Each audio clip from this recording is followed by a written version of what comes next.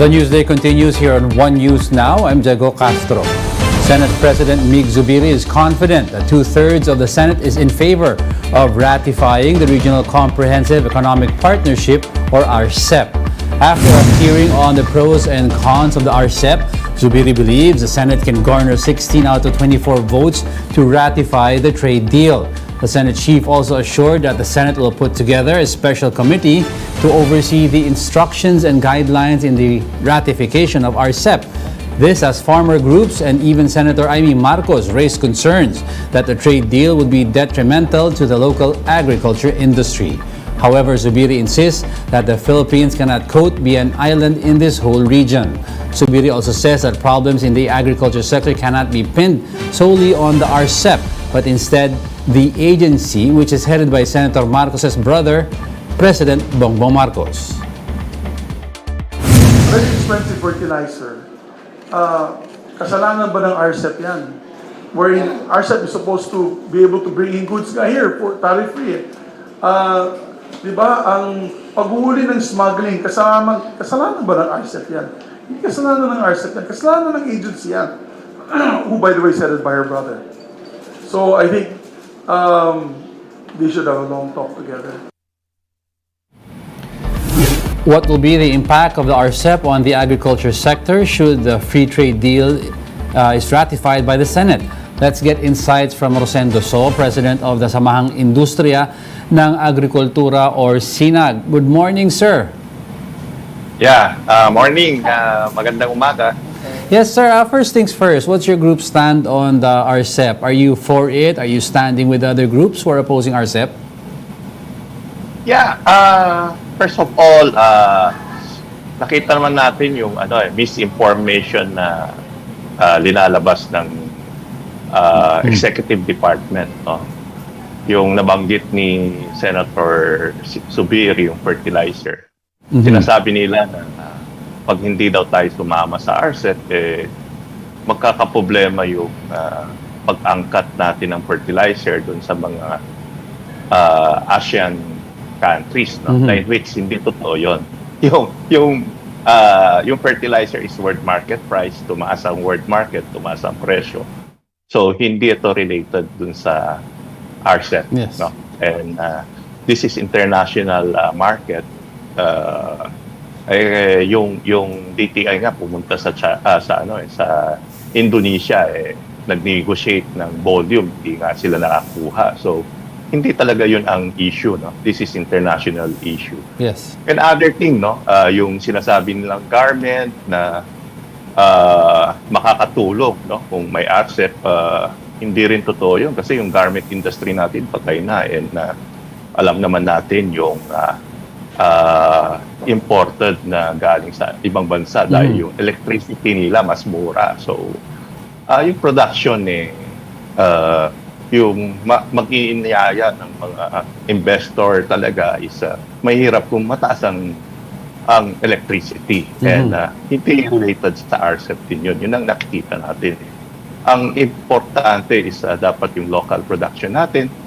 And kung makita mo yung line of argument, parang yung sugar industry, sinasabi nila, hindi naman kasama sa RCEP yun. Mukhang misleading. Yes. Yun ang sinasabi natin. Yung argument nila na sinasabi, maski si Senator Zubiri, binabanggit yung sugar, I think hindi acceptable yun, no? Ang sinasabi natin yung RCEP, after 10 years, bababa yung taripa ng other line of agri. Yun ang problema natin. And in between, yung executive, nagbababa pa ng taripa ng other commodities na inputs. Nakikita natin hindi pabor sa atin na local industry, mag-enter ulit tayo sa isang usapan. Dapat pag-usapan muna mabuti bago i-ratify ito, no? Yes. Kung ano bang kailangan para at least maayos, hindi yung basta-basta na lang i-ratify itong batas na ito. Kumbaga, And sir, farmers will remember those senator who will this RCEP. Yes, so given, sir, all that you've said, no, and given also is, what Senator Subiri has said, na he is confident that they have already 16 votes. What safeguards now should be, you think, be in place so that our farmers will not be disadvantaged? Yeah, dapat ano kaya binitawan ni Senator Amy yan, nakikita niya, it's not favoring our farmers and the agri-industry. So dapat italakay muna yan. No? Hindi naman pwedeng isang talakay lang binato yan sa subcommittee, i-approve kaagad. So dapat ayusin muna mabuti and makita natin ano ang problema. And will you be talking, sir, to senators to air your side or to lobby against the ratification of RCEP? Yeah, we'll talk with the senator at least to explain kung ano ang disadvantage and what will help our farmers. Yeah, okay. So let's move on to the price of onions. No, the department earlier said that the price of imported onions is, I think, 125 ang SRP nila. How much talaga ang prices on the ground, sir? Yeah, umabot ng 200, no? And we have a meeting with the importers and retailer and middleman. Ang wholesale kasi nakita natin is ng mga importer is 70 pesos. So if transfer sa mga traders lumalabas na sa 94 pesos. So kung i-transfer ito sa retailer dapat pwede na yung 125. Yun ang nakikita natin na hindi naman pwede yung 200 pesos and nagkaroon ng meeting and I think the government have set a price of 125 suggested retail price. And I don't know, sir, if you've seen the presentation of PSA yesterday morning about inflation. We're at 8.7% in January, and PSA says higher food prices remain as the driver of the uptick. Where does the problem really lie? Production, transport of goods? Saan ba talaga ang problema, sir? Yeah, so tingin natin yung transport of goods may problema dahil yung production natin ngayon is ang presyo ng white onion is 55 pesos sa Nueva Ecija, 50 pesos, no? Farm gate price. So kung makita natin yung retail umabot pa ng almost 200 pesos. So I think yung middleman may problema. Sa middleman. So, sir, how do you think we can address this? No? Is there a way na we cut out the middleman tapos diretso na tayo from farm to straight to the market? Yeah, may proposal ang SINAG na tutulong dun sa kung yung mga farmers gustong mag-deliver sa Metro Manila. So, we'll deliver it. Ang per kilo is around 3 pesos and 88 centavos. Makakarating na sa Metro Manila. So kung yun maayos, no? We think na kung hindi sumunod ang middleman siguro yun ang isang nakikita natin na diretso yung mga produkto sa Metro Manila para at least bumaba yung presyo. Sana, sir, our mga kababayan natin are expecting that. And of course, a lot are asking, sir, should President Bongbong Marcos, given with all the problems ngayon sa agriculture sector natin, appoint already a permanent DA secretary? Yeah, sabi ko nga kay Senator Amy, siya na lang. And baka mas makakatulong. I think yung delay ng mga sa loob ng DA sa mga programa talagang naapektuhan ang ating mga magsasaka. We hope na may constant meeting with yung mga USEC niya with our President para at least maayos yung problema. So far naman yung subsidy na 4.2 billion, inumpisa na binibigay sa magsasaka, yung fertilizer subsidy, that will help next season. Yung price of our farmers will be lesser, no? Yung pag-ani nila, mas bababa yung presyo ng palay. So, makakatulong yun sa presyo ng bigas. Madagdag ko lang, sir, may nakita ba kayong name, possibly a strong candidate that's good for the job of DA Secretary? Sa ngayon, nakikita namin na siguro si Senator Amy pwede, no?